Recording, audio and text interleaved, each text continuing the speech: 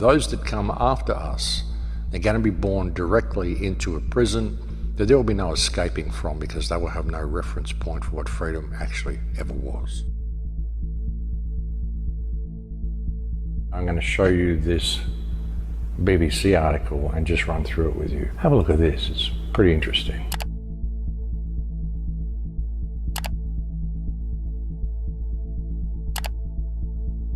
This is the BBC's own website.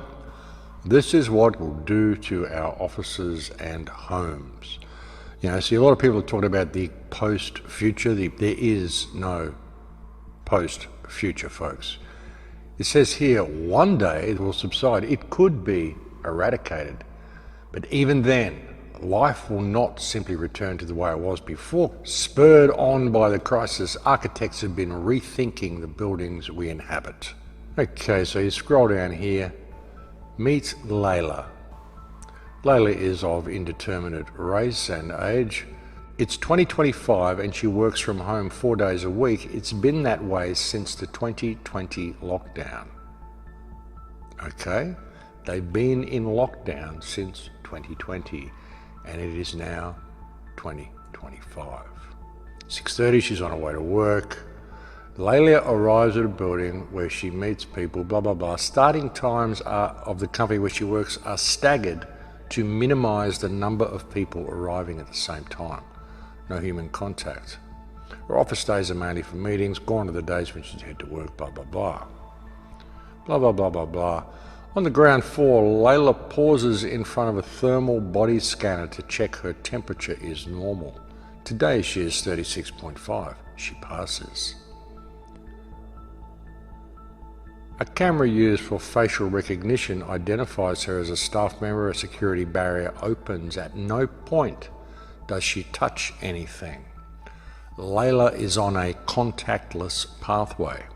The lift to her office on the 4th floor is voice activated. Touchless technology has replaced grubby buttons. The maximum occupancy is 2. Voice acted elevators, folks. If you get locked out through social crediting, once it's all biometric and it's all run like this and it's all touchless, they know everything about you and everything you do and everything you say and everything you think. If you get locked out of the system due to being down on social credit points, your elevator won't even work in your building because it will be voice activated and your voice will be recognized by the elevator as one who does not have access. Soon you'll have voice activated doorways. The smart locks they want to put on your home, soon these will not be digital keypads. Soon these will be biometric, they will be voice activated.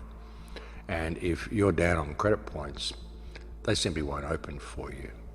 On the 4th floor, she walks down the corridor through the door. Both are wider than before to keep staff further apart and reduce the chances of being transmitted. Of course, that's what they say. No, it's just to keep you further apart.